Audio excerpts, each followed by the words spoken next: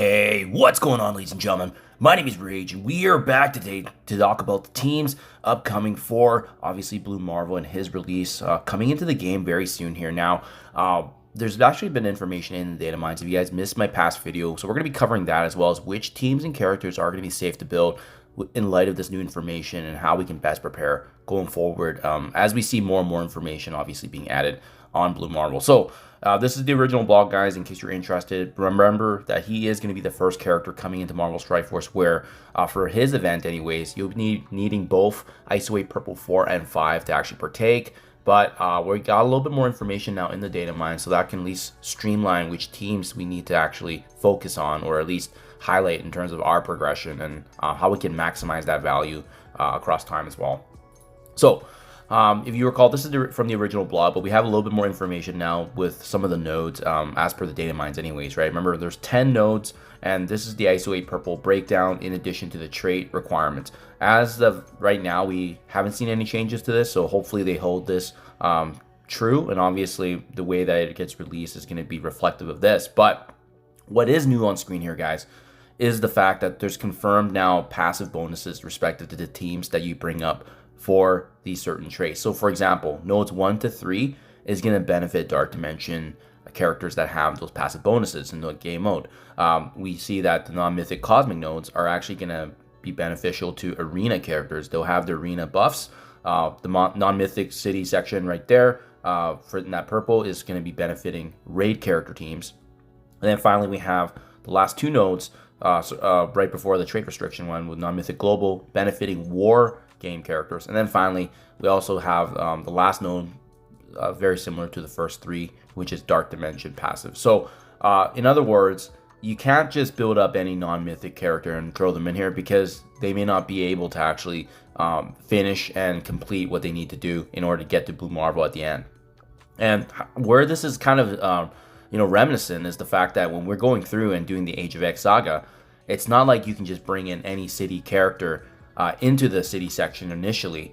Remember, it benefited characters and teams like Vigilante because they gained those raid bonuses. Characters like Night Stalker and Oath, they were also raid based, but thankfully they were able to benefit from that synergy with Vigilante. And the 3 members of Vigilante were able to get access as well to the raid bonuses. So it remains to be seen if there's going to be a component of that like in the game, where maybe you just need less characters for them to be live, or if this is just going to be a flat passive bonus where obviously those teams and characters are going to benefit more. And that's what we'll talk about here as well. But what was new yesterday in my newest video was these cards getting added into the passive bonuses as well. So I believe they're all probably going to be active at the same time, so you don't need to actually select them. But it's interesting that they're placed in the game files almost like they're like scourges where you can select the cards. But I don't know if that's going to be the case, right? Because most of them are actually on spawn or on kill. So I have a reason to believe here that this might just be in the background behind the scenes. But you'll see here, I'm not going to read through everything because that was in my previous video. But essentially, these Blue Marvel card passive bonuses, they're going to specifically benefit Fantastic Four MCU, Insidious 6, and the Brimstone team. So those are the 3 teams we likely will want to focus our ISO Purple first. I'm not saying you can't bring other characters to Theorycraft and obviously round out the rest of your team, but these are the 3 teams that are going to benefit the most in this specific event, which means that you're going to have an easier time unlocking Blue Marvel if you have this already in your game plan to build up.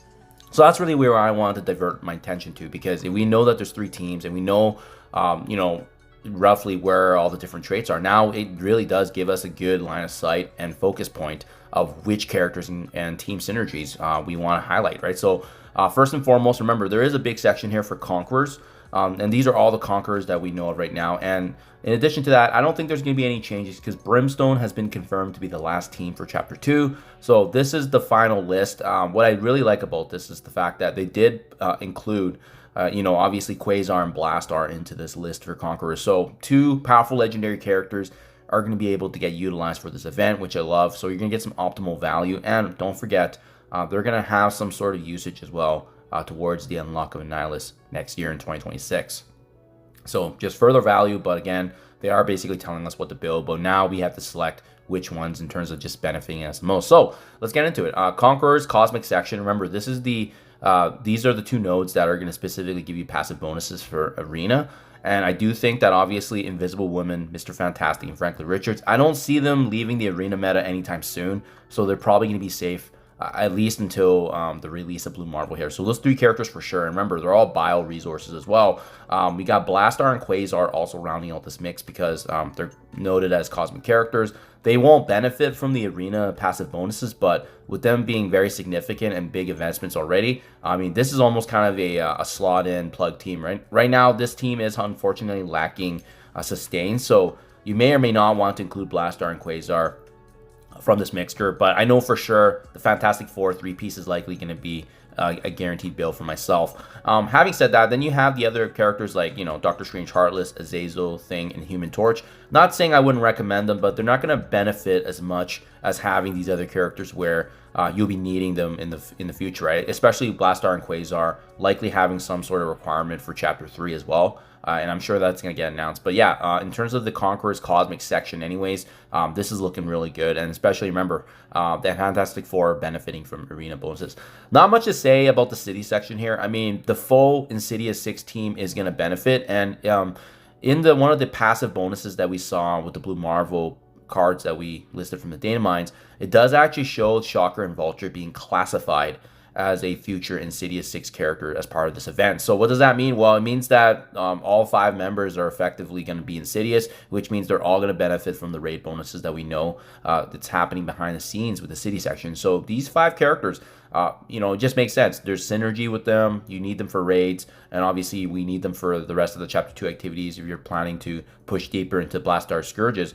It's massive. I will point out, though, if you're not interested in this team, keep in mind Vigilante, Night Stalkers, a bunch of them are actually traded as City characters as well. So you can definitely use most of them as well if you want to, you know, bring in that same kind of synergy that you brought in for Age of X, like Oath and Blade plus a 3-piece of Vigilante. I just don't know if they're going to have, like I said before, Age of X Saga allowed for the full bonuses with only 3 members. I don't know if that's the case here for this kind of Dark Dimension-esque event. So just something to be mindful of if you guys are planning to go that route, but Insidious 6 is going to be likely the safe investment there. And then, last but not least, the global section for Conquerors, they're going to benefit from the War Game mode, right? So obviously, the newest 3 members for Brimstone, Damon, Hellcat, Living Mummy, they're essentially locks here. And then that remains to be seen if you want to round them out with the rest of some other characters that are classified as global. And keep in mind, their full team is not all global. That's why we don't have them all listed here. But Madeline Pryor, she is remember, she was a war first character before they obviously modified her to be part of raids now. But she's going to have a bit of value there. She's also very cheap, so I like that already kind of being an option. And then Emma Frost, Elsa, Rachel, Sebastian, because of them being situated more in that raid passive side, I don't know if I would recommend it right off the bat. Obviously, Elsa would benefit from having the bonuses of Brimstone, so she is kind of a maybe for me, but I think these 4 right now are kind of the immediate locks for me right now, given the information that we have. So there you guys have it. These would be the tunes that I would highlight in terms of where I plan to spend my ISO 8 Purple 4 and 5 as we get more and more of these leaderboard events. And remember, guys, you always want to be leveling up and bringing your characters to the nodes that you want to be going forward first. For example, it may not make sense to, you know, upgrade the Brimstone characters to Purple 4 and 5 when they're, you know, literally the last section here. So it looks like Fantastic Four, they're basically safe, right? You can use them earlier on in the no restrictions, you can use them earlier on in the Conquerors, and then finally you can use them even in the Cosmic section. So right off the bat, potentially you could use them for 5 out of the 10 nodes that we see here. So they're very, very safe right now. And then aside from that, obviously, everything we talked about in terms of the game plan. So there you guys have it. Do let me know down in the comments below. This is a good snapshot overview of what to expect. But again, best to always wait for the confirmations in game before you make that investment. But I just wanted to show you guys a roadmap of what we expect and how I'm planning ahead here in terms of the leaderboard. So thank you for your time as always, guys. And I'll catch you guys in the next one.